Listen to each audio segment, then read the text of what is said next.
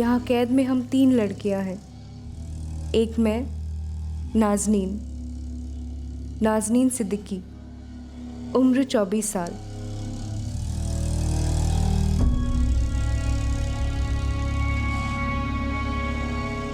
और ये है रश्मि जाधव, उम्र 18 साल।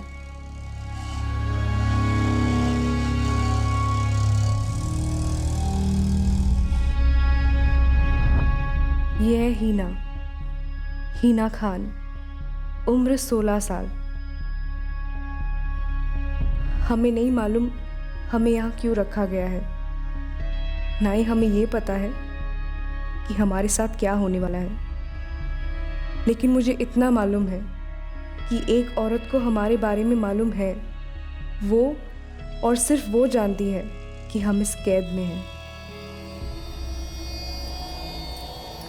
और वो औरत है मेरी अम्मी की सगी बहन, मेरी खाला तबस्सुम कुरैशी।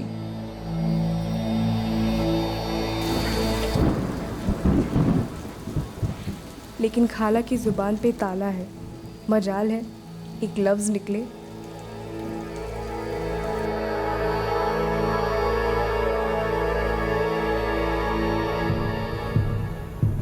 तबस्सुम, एक बार तो बात करा दे मेरी नाज़नीन से।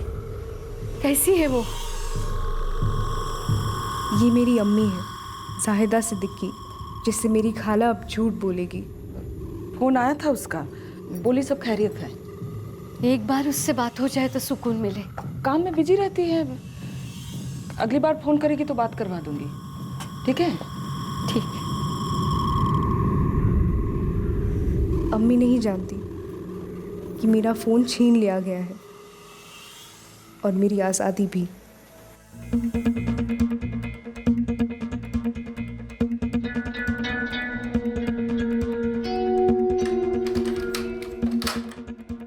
यकीन ही नहीं होता कि पिछले हफ्ते मैं यहाँ आने के लिए तितली की तरह तिलमिला रही थी और आज इस पिंजरे से निकलने के लिए एक पंछी की तरह फड़फड़ा रही हूँ।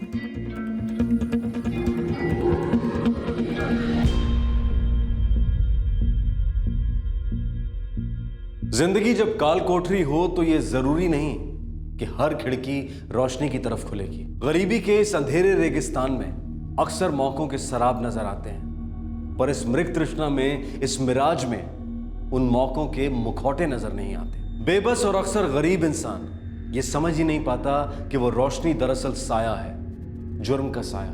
7 दिन पहले 24 वर्षीय नाज़नीन को भी मौके की एक सीढ़ी दिखी, पर उस सीढ़ी की मंजिल खुला आसमान तो नहीं था। 15,000?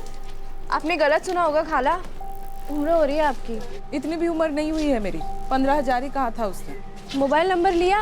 अरे बड़े लोगों से मोबाइल नंबर थोड़ी ना मांगते हैं। उन्होंने कहा कोई नजर में हो तो परसों उसे उसी जगह ले आओ। तो ये कल की बात थी, तो अगर तुझे काम करना है तो कल उनसे मिलवा दूंगी। हाँ? लेकिन आप उनसे कैसे मिली? मैं नहीं मिली, तकदीर ने मिलाया उनसे। मैं तो कांदीवली बस स्टॉप में खड़ी थी, वो सामने से आवाज दी, अरे वो पैसे नहीं बढ़ाएगी, और तू तो जानती है ना मीरा रोड से रोज आना जाना कितना महंगा पड़ता है। मैं नहीं करेगी, रखती हूँ मैं। काम की तलाश है तुम्हें?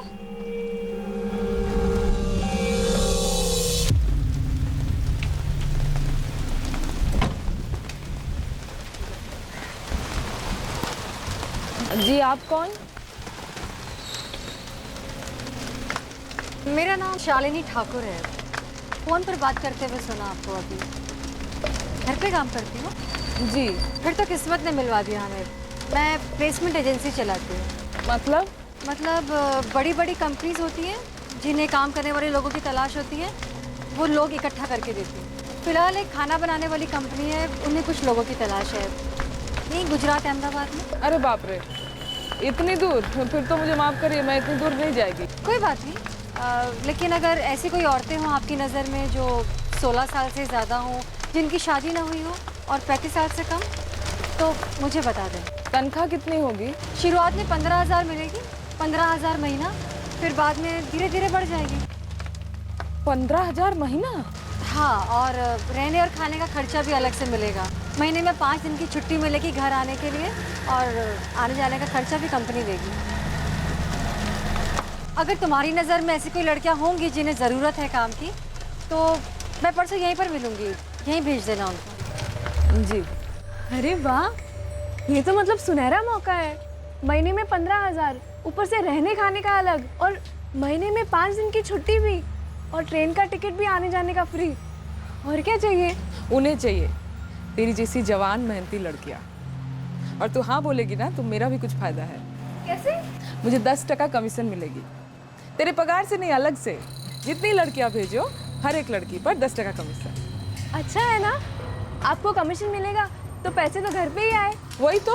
और मेरे हाथ में भी 15,000 आएंगे महीने के। अम्मी जान का बढ़िया से इलाज हो जाएगा। अब्बू की तरह नहीं, तड़प तड़प करके वो। अब तो अच्छी अच्छी बातें कर। अब तो ये सोच अम्मी जान को कैसे मनाएगी, वो तुझे इतनी दूर जाने ही नहीं देगी। नहीं खाला, फिलहाल अम्मी को कुछ नहीं बताएंगे।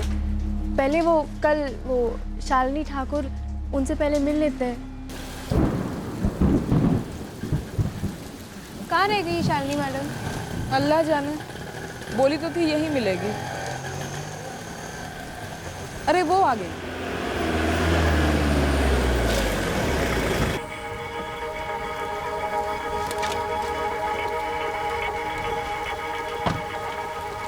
मैडम जी, जी मैं तबस्सुम परसों मिली थी आपसे यहीं पे। ये नाज़नीन है, मेरी बहन की बेटी। ये काम करना चाहती है। बहुत मेहनत का काम होगा, कर लोगी? अरे हाँ हाँ मैडम जी, मैं 4 घरों में काम करती हूँ। किसी से भी पूछ लीजिए, एकदम टाइम पे और साफ सुथरा काम है मेरा, और खाना भी अच्छा ही बना लेती हूँ। तो ठीक है, तुम्हारा एक फ़ोटो लगेगा और 9 तारीख को निकलोगी तुम यहाँ से। कैसे जाऊँगी मैडम? मैं तुम्हें मुंबई से अहमदाबाद तक का ट्रेन का टिकट दूंगी, और वहाँ पे कैटरिंग कंपनी के जो मैनेजर हैं वो तुम्हें रेलवे स्टेशन पर लेने आ जाएंगे। कंपनी का नाम क्या है? ऋषिगन केटरर्स। कम से कम 100 ऑफिसेज में खाना जाता है उनका। हम शाम तक सोचकर बताए तो चलेगा?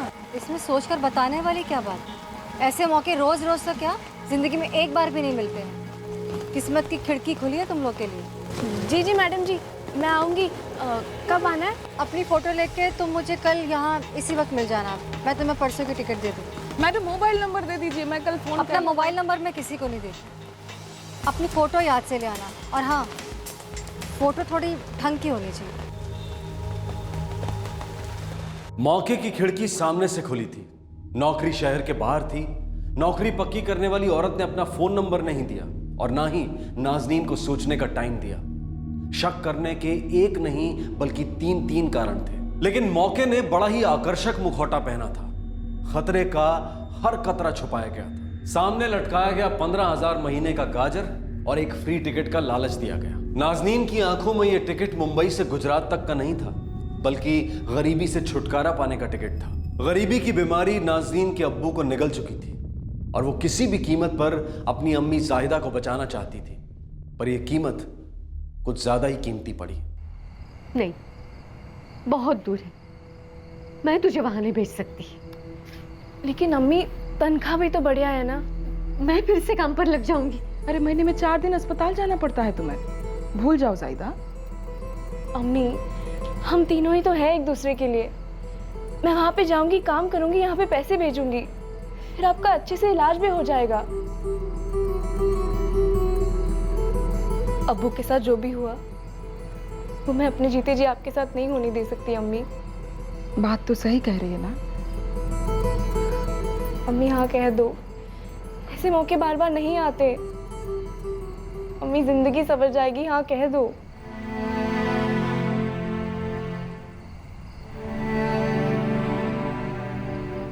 मुझे पता है नाज़नीन को मेरी फिक्र है। अगर मुझे कुछ भी हो जाएगा जैसे राशिद के साथ हुआ था, तो अपने आप को कभी माफ नहीं कर पाएगी। पर खुदा ना खास्ता घर से इतनी दूर मेरी बच्ची को कुछ हुआ तो? मैं जानती हूँ कि अम्मी को मेरी फिक्र है, लेकिन मैं फिर भी जाऊंगी। जब मैं अच्छे पैसे कमाकर घर भेजूंगी, उनका इलाज होगा, हमारी जिंदगी बेहतर होगी, तब अम्मी मुझे माफ कर देंगी।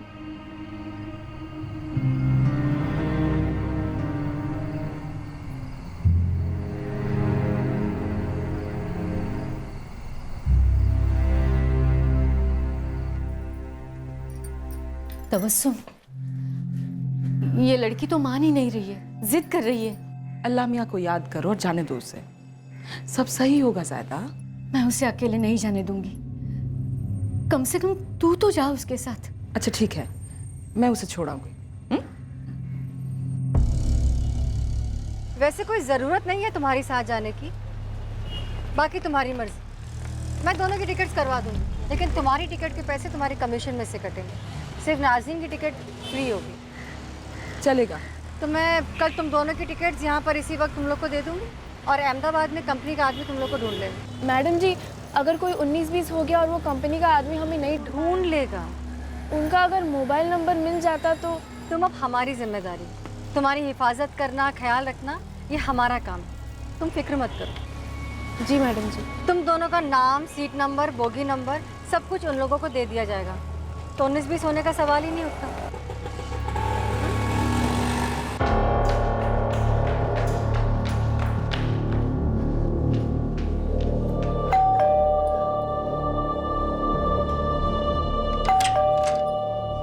दीदी, तबस्सुम है? कौन है तू? मैं यास्मीन हूँ। दीदी, तबस्सुम से 2 मिनट बात करा दोगे? तू रुक यहीं, बुलाती हूँ।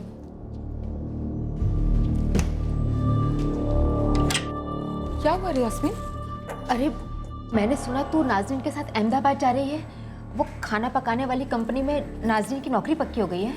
हाँ, तेरे को कैसे पता? वो शहनाज बोली। और शहनाज को किसने बोली? अरे तू वो सब छोड़, मेरी बेटी हिना है ना, वो भी अहमदाबाद में ही है। कब से? पिछले 1 महीने से। रश्मि भी हिना के साथ ही है। रश्मि वो अपनी गायत्री की बेटी।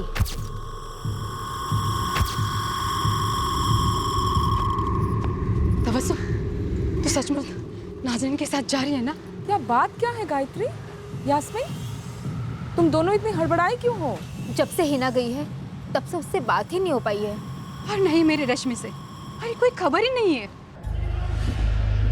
बेटा, पहुंचते ही फोन करना। हाँ, कितनी बार वही बात अम्मी, बोला ना करेंगे। रश्मि, एक दूसरे के साथ रहना, अकेले कहीं मत जाना, एक दूसरे को संभाल लेना। हो आई। तिकीट सांभाळून ठेवा।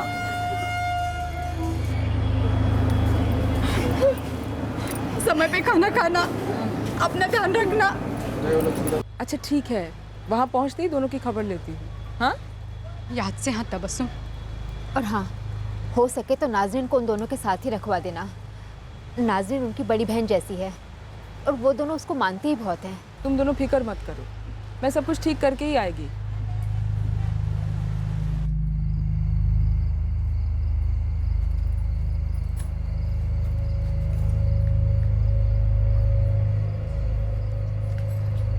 अम्मी, मैं निकल रही हूँ। हाँ,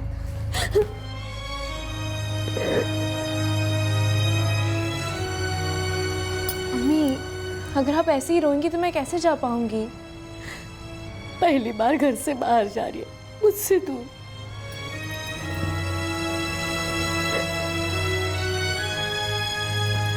आप मेरी फिक्र बिल्कुल मत करना। तू भी अपना ख्याल रखना, फोन करते रहना।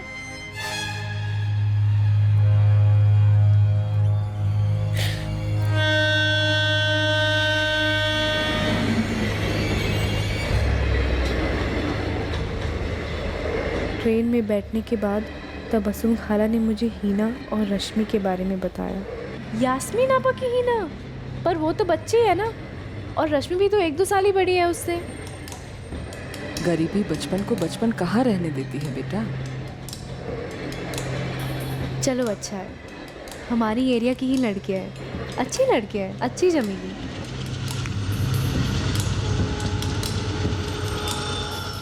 नाज़नीन के मोहल्ले की 2 टीनेजर लड़कियां 1 महीने पहले गुजरात में उसी कंपनी में काम करने के लिए भेजी गई थीं और उनकी कोई खबर नहीं थी, एक फोन कॉल तक नहीं किया था उन्होंने। और बड़े दुख की बात है कि ये बात ना नाज़नीन को खटकी और ना ही उसकी मौसी तबस्सुम को। नाज़नीन अब एक जाल में दाखिल हो गई थी जो ऑर्गेनाइज्ड क्राइम ने बिछाया था, और बहुत जल्द इस सुनहरे मौके का मुखौटा गिरने वाला था और भयानक असलियत का चेहरा दिखने वाला था।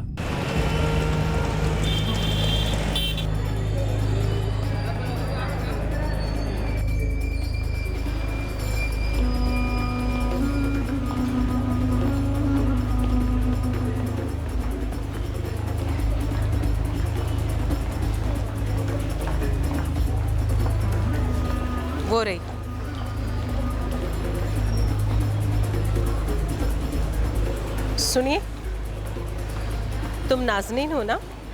जी। और आप तबस्सुम?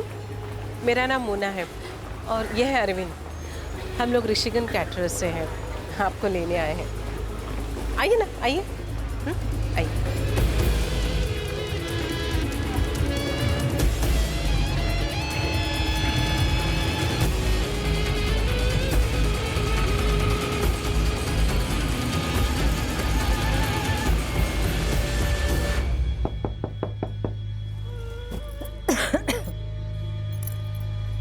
रुको, मैं देखती हूँ।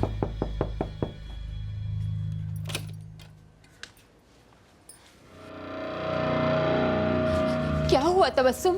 तूने बच्चों से बात नहीं करवाई, खुद भी फोन नहीं किया। तू रश्मि और हिना को मिली? कुछ तो बोलना, चुप क्यों है? अरे कुछ नहीं, वहाँ जाते ही काम में जुट गई ना, इसलिए। तबस्सुम, मेरी बेटी कैसी है? ठीक है, ठीक है। रश्मि हिना दोनों ठीक है। नाज़नीन के साथ दोनों का रहने का इंतजाम कर दिया मैंने। बस फोन ही नहीं कर पाई। तू नाज़नीन का नंबर दे, मैं फ़ोन करती हूँ उसे। नंबर दे। हाँ। नंबर? अरे जाते वक्त ट्रेन में हम दोनों के फ़ोन चोरी हो गए। नाज़नीन दुकान से फ़ोन करती है मेरे नए वाले नंबर पर। तबस्सुम खाला किस मुंह से क्या कहती। मजबूरी में झूठ पर झूठ बोली जा रही थी, पर कब तक छुपाती सबसे कि अहमदाबाद में आखिर हुआ क्या था।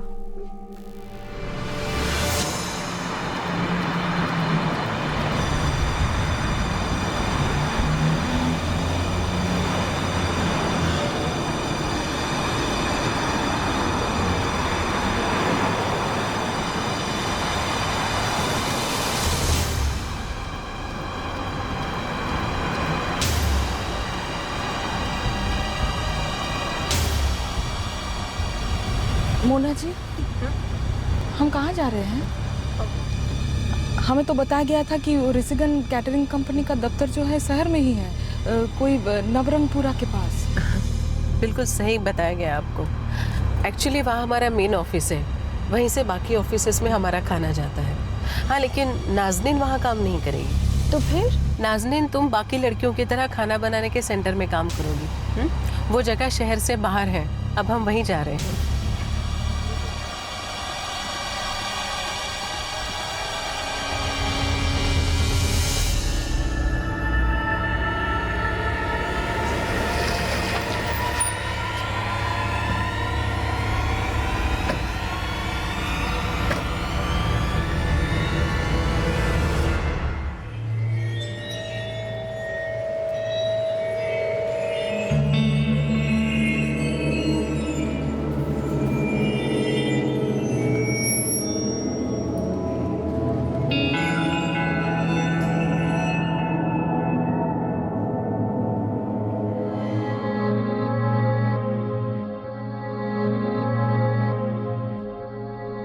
कैसी है तू?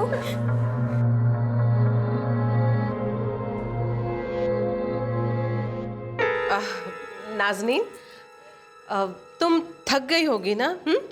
तुम जाके आराम करो, कल सुबह उठते ही तुम्हें काम पर जाना है ना? रश्मि, हिना, तुम दोनों अंदर जाओ, चलो। खाना कहाँ पे बनता है मोना जी? दिखाऊंगी ना, कल सब दिखाऊंगी। अभी तुम लोग अंदर जाओ और फ्रेश हो जाओ। आइए, यहाँ।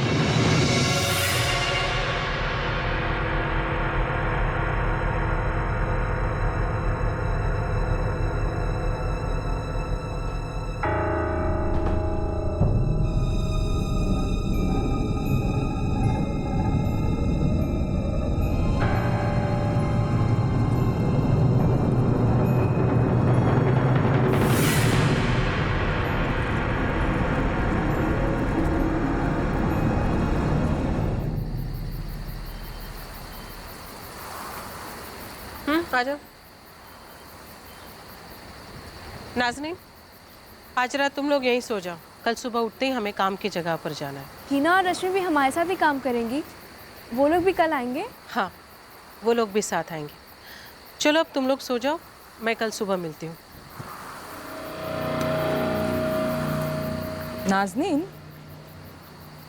ये लोग कुछ ठीक से बता नहीं रहे हैं, है ना? एक काम की जगह जैसे कोई राज है। क्या पता खाला, शायद कम ही बोलते होंगे।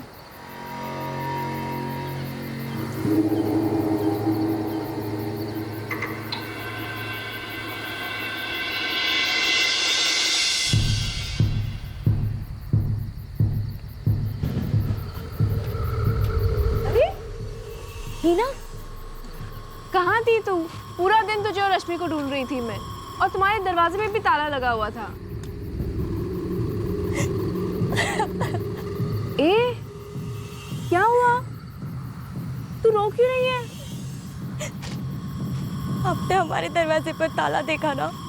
हाँ, लेकिन हम अंदर ही थी दीदी। क्यों? बाहर से बंद क्यों करते हैं? ताकि हम भाग ना सके। भागोगी क्यों? ज्यादा खाना बनवाते हैं क्या? और तू रो क्यों रही है? हम खाना बनाने का काम नहीं करती दीदी। तो फिर क्या काम करती हो?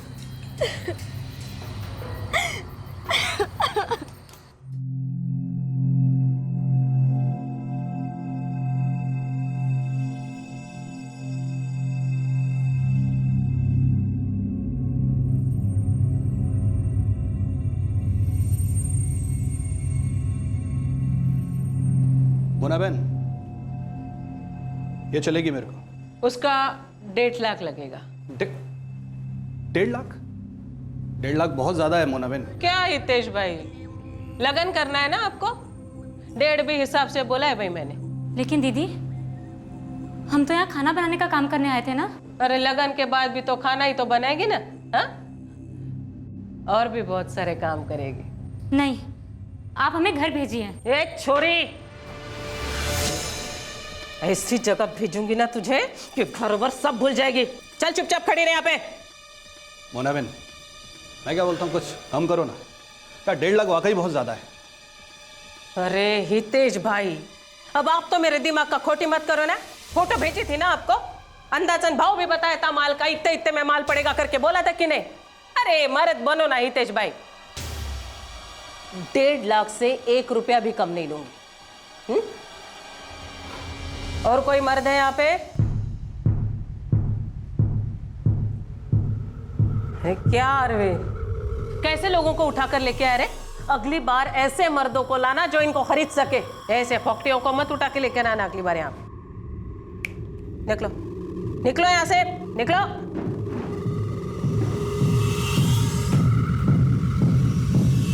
हिना, रश्मि, तुम दोनों चिंता मत करो, हाँ? मैं बहुत जल्दी तुम दोनों का लगन कराऊंगी, हाँ? जा अपने कमरे में जाओ, जाओ।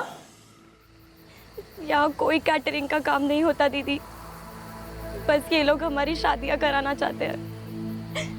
दीदी, मुझे और रश्मि को यहाँ से बचा लो।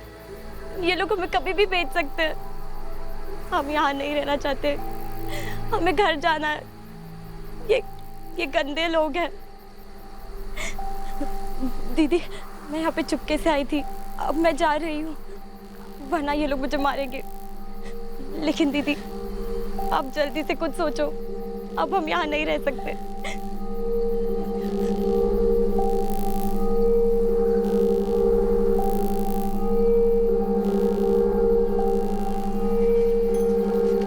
खाला, खाला उठी, खाला उठी, खाला। क्या हुआ? खाला, यहाँ पे कोई काम वाम नहीं होता। हिना आई थी यहाँ पे, उसने मुझे सब कुछ बता दिया।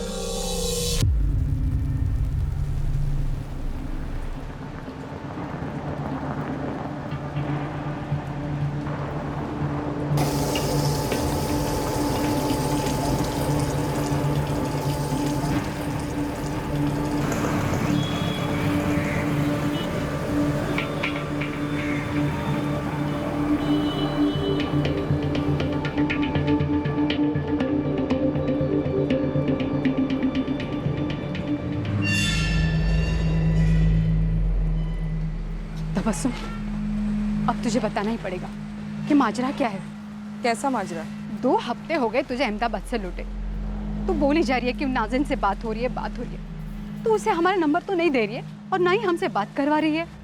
देख तबस्सुम, तुझे अल्लाह का वास्ता है, सच सच बता वहाँ हो क्या रहा है? कहा तो था सब खैरियत है। तो फिर मेरी हिना से बात क्यों नहीं हो पा रही है? नाजनीन अलग अलग तीसरों से फ़ोन करती है। मैं पूछती हूँ तुम दोनों के बेटियों के बारे में तो बोलती है सब सलामत है।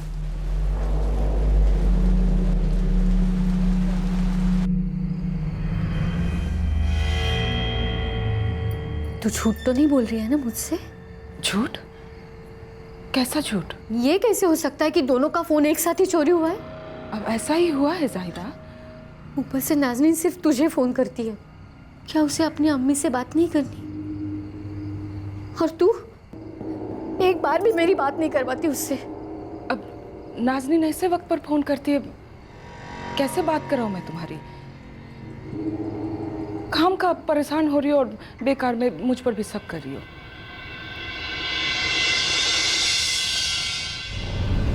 तुम दोनों अपना फ़ोन मुझे दो। क्यों? क्योंकि हम अपने किसी भी वर्कर्स को खुद के फ़ोन यूज़ करने नहीं देते। लेकिन तुम चिंता मत करो, हम तुम्हें दूसरे फ़ोन देंगे कंपनी की तरफ से। लेकिन मैं तो कंपनी में नहीं हूँ ना, मैं तो इसे छोड़ने आई थी, वापस भी चली जाऊंगी। अभी दे दीजिए, जाते वक्त दे देंगे। दीजिए। अरे इसमें इतना क्या सोचना, दे दो ना।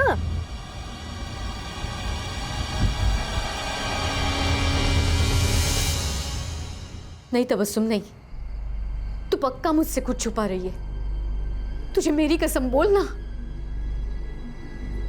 जब से अहमदाबाद से आई है मुझसे आके नहीं मिला रही है तू। ऐसा कुछ भी नहीं है, खाना खाओ। कैसे खाओ? नाज़नीन की फिक्र मुझे खुरेद रही है। वहां जरूर कुछ हुआ है और तू कह रहे है कि वहां सब ठीक है। ये सब तुम्हारी गलतफहमी है जायदा।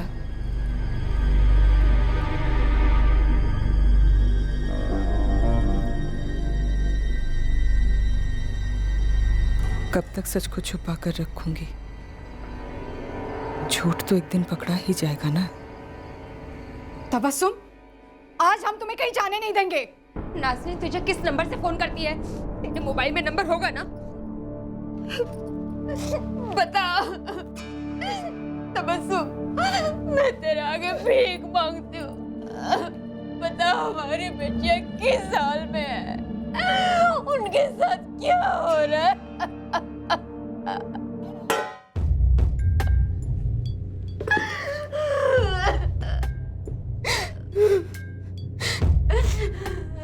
नाज़नीन से मेरी एक बार भी बात नहीं हुई। क्या बोल क्या रही है तू? मेरा और नाज़नीन का फोन चोरी नहीं हुआ था, छीन लिया था उन लोगों ने। नाज़नीन, रश्मि और हिना कभी किसी को फोन नहीं कर सकती है।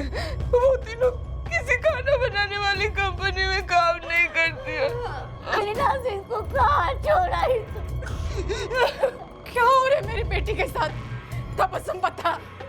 वो तीनों फंस गई है, बहुत बुरी तरह फंस गई है।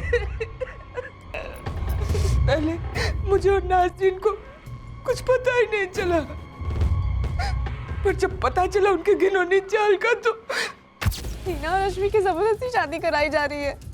मेरे साथ भी यही होने वाला है खाला।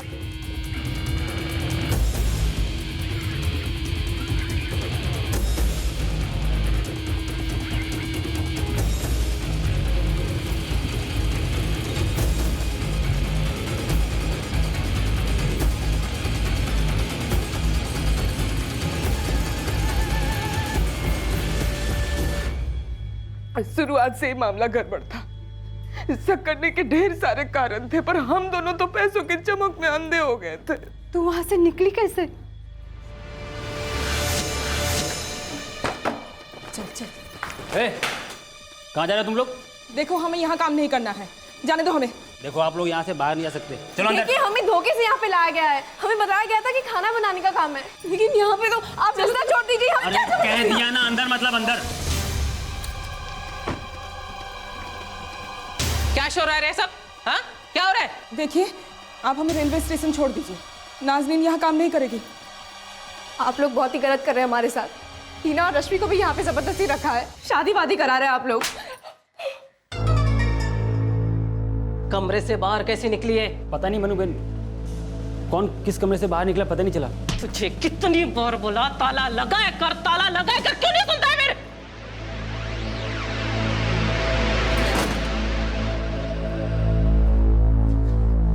सुन छोरी, अब तू यहाँ से कहीं नहीं जा सकती। वो सुना है ना, वन वे? वैसी ये अंधी गली है। लेकिन हम अंधे नहीं है, हमने सब देख लिया है। और ना, मुंबई में हमारे लोग हमारा इंतजार कर रहे हैं। अगर हम नहीं पहुंचेंगे तो वो यहाँ पहुंचाएंगे और आप सबके लिए बहुत मुसीबत हो जाएगी। हाँ छोड़ो, अरे छोड़ो,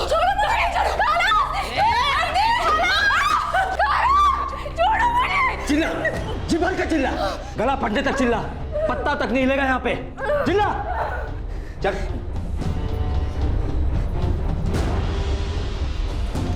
नहीं, दरवाजा खोलो, दरवाजा खोलो। क्या बोली तू? हाँ? तेरे लोग तेरा इंतजार कर रहे हैं मुंबई में। हाँ चल ठीक है, छोड़ देती हूँ मैं तुझे, लेकिन एक बात कान खोल कर सुन ले।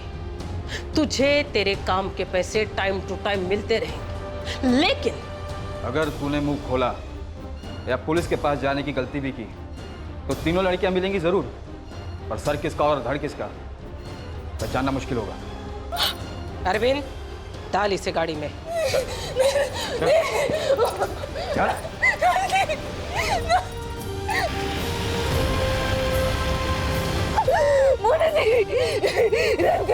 रहम करिए, नाज़िन की अम्मी बहुत बीमार है। ये तो तू किस काम की बहन है रे? हाँ? जा जाकर उसकी सेवा कर और सुन, नाज़नीन की चिंता करना छोड़ दे। अब मैं उसका लगन लगाने जा रही हूँ, वो भी धूम धड़ाके से, समझी? तुम दोनों बुढ़िया अपनी खुदगर्जी छोड़ो और उससे अपनी जवानी जीने दो, समझी? चुप बेटा भी। अरविंद, गाड़ी तेज कर।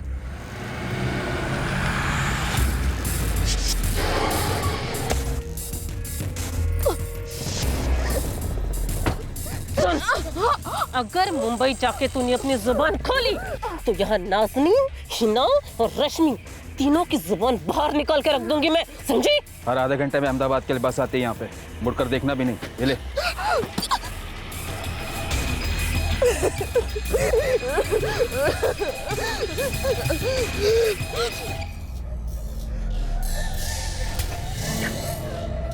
इन लोगों से पूछ कर रेलवे स्टेशन पहुंची और फिर वहां से घर आई।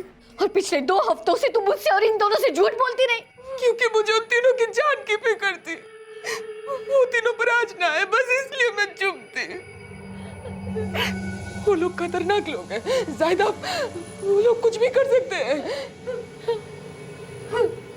उन लोगों ने बच्चियों को कहाँ रखा, मुझे कहाँ लेकर गए थे और वो लोग कौन है मैं कुछ नहीं जानती। माफ कर दो मुझे, माफ कर दो, मैं बस उन तीनों को बचाना चाहती थी।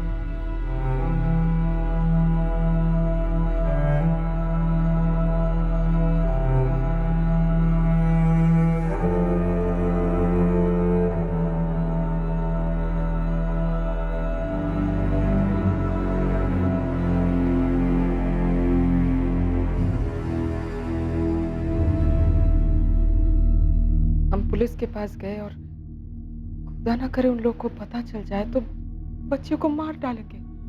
पर हमें क्या पता कि वो जिंदा है भी या नहीं। तबस्सुम ठीक कह रही है, कम से कम वो जिंदा तो है, जहाँ भी हो जैसे हो। हम शायद अपने बच्चियों से कभी नहीं मिल पाएंगे, लेकिन अगर पुलिस के पास गए ना तो उनके मौत के जिम्मेदार हम ही होंगे। पुलिस के पास जाना खतरा मोल लेना है। एक संगीन जुर्म को ये 4 गरीब औरतें किस्मत का लेखा मान रही थीं। उनकी बेटियां जबरदस्ती गैर कानूनी तरीके से ब्याही जा रही थीं, पर इन औरतों को डर था कि कानून के दरवाजे पर दस्तक देना उन तीनों लड़कियों की कब्र पर दस्तक देने जैसा होगा। एक पूरा महीना गुजर गया इस डर में, इस तकदीर के साथ लाचार समझौते में, और फिर एक खबर आई।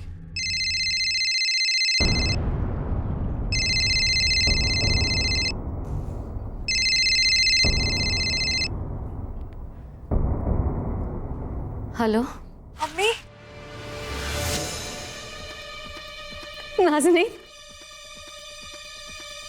तू कैसी है बेटा? कहाँ है तू? जल्दी घर आ जा बेटा। मैं यही हूँ, मुंबई में। तू मुंबई में? जल्दी घर आ जा बेटा। मुझे तो लगा था तुझे बिना देखे ही दम तोड़ दूंगी। मैं वो नाज़नीन नहीं रही। मेरे साथ बहुत ही बुरा हुआ है। मेरी हालत सहन नहीं कर पाऊंगी अम्मी। तेरी अम्मी हूँ मैं, सब बुलवा लूंगी। तू बस जल्दी से घर आ जा। मैं नहीं आ सकती अम्मी, यही मेरा घर है। मैं जहाँ भी जाऊंगी वो लोग मुझे ढूंढ लेंगे, मेरे साथ और भी बुरा करेंगे। आप अंदाजा भी नहीं लगा सकती मेरे साथ क्या क्या हुआ है। अम्मी, मैं रोज दुआ में आपको याद करके आपका चेहरा देखती हूँ, लेकिन मैं आपको अपना चेहरा नहीं दिखा सकती, किसी को नहीं दिखा सकती। नाज़रीन, नाज़रीन, नाज़रीन।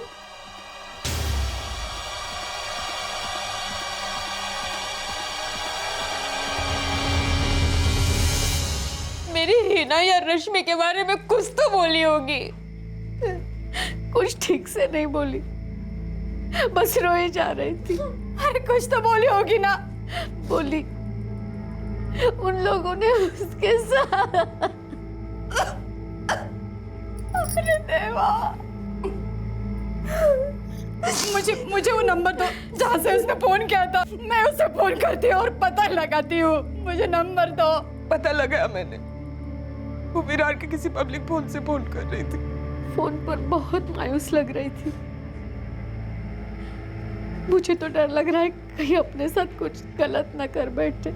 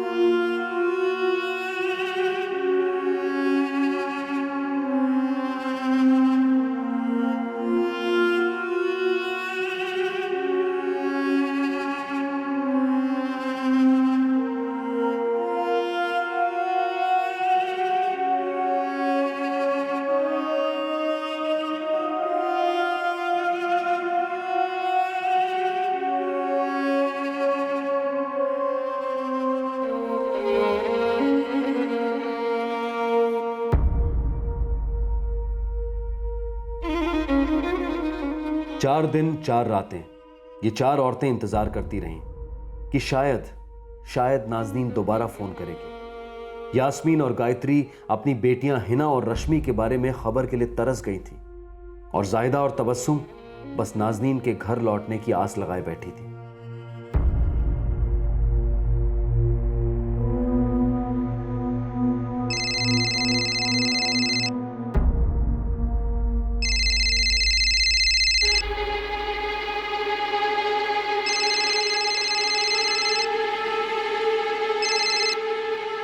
हेलो अम्मी, मैं नाज़नीन। नाज़नीन, बेटा तू घर क्यों नहीं आ रही है? घर आ जा। नाज़नीन, बेटा मैं हिना की अम्मी बोल रही हूँ। तुझे अल्लाह की कसम है, सच सच बता, मेरी बेटी हिना और रश्मि कहाँ है? वो किस हाल में है? खुदा के लिए ऐसे चुप मत रह। तू सच सच बता, तुम लोग कहाँ पर हो? हम लोग यहाँ तुम्हारे बिना मरे जा रहे हैं। नाज़रीन, बेटा कुछ तो बोल। तेरे अलावा यहाँ कोई कुछ नहीं बता सकता। बेटा कुछ तो बोल।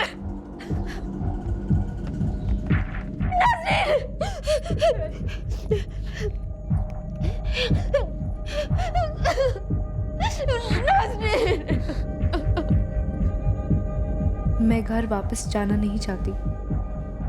मैं उन्हें नहीं बताना चाहती कि हम तीनों के साथ हकीकत में क्या क्या हुआ। हीना और रश्मि मेरी छोटी बहनों की तरह है। मैं उनकी अम्मियों को किस जुबान से बयां करूं कि उन दोनों पर किस तरह का कहर टूटा है।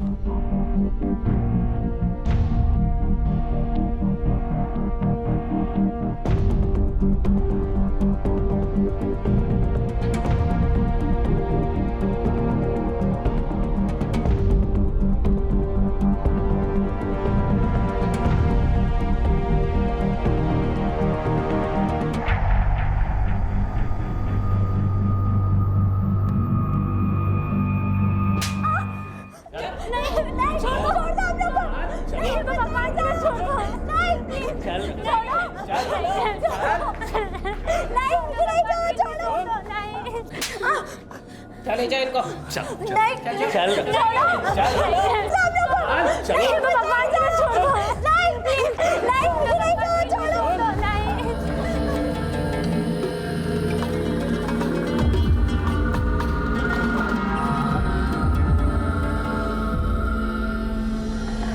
घर गई तो हीना और रश्मि की सच्चाई बतानी पड़ेगी और फिर ये लोग किसी को भी नहीं छोड़ेंगे, ना मुझे, ना अम्मी को, ना किसी को। लेकिन हीना और रश्मि को एक ही इंसान बचा सकता है और वो मैं हूं। नाज़नीन अपने साथ हुए हादसे को अपने ही अंदर दफन करना चाहती थी, किसी के साथ बांटना नहीं चाहती थी। लेकिन नाज़नीन के इस रवैये से रश्मि और हिना तक पहुंचने के रास्ते भी बंद हो सकते थे। नाज़नीन इस खौफ की गिरफ्त में थी कि उसके गुनहगार शक्तिशाली लोग हैं और अगर उसने मुंह खोला तो वो दोबारा उस तक पहुंच जाएंगे और इस बार उसे और भयंकर यातनाएं देंगे। मुंबई और अहमदाबाद, इन दो बड़े शहरों के बीच एक ह्यूमन ट्रैफिकिंग का रैकेट चल रहा था। एक चिकनी चुपड़ी जुबान वाली औरत मुंबई में और उसके दो शातिर साथीदार अहमदाबाद में मिलकर ये लोग एक अच्छी खासी कंपनी की तरह ये व्यवसाय चला रहे थे। हैरत की बात यह थी कि ये घिनौना और खतरनाक व्यवसाय डंके की चोट पर कैसे चलाया जा रहा था। पुलिस और प्रशासन की नजरों से यह बचा कैसे रहा? क्या आखिरकार नाज़नीन ने हिम्मत की अपनी कहानी बयां करने की? और क्या उसकी वजह से रश्मि और हिना की जान बच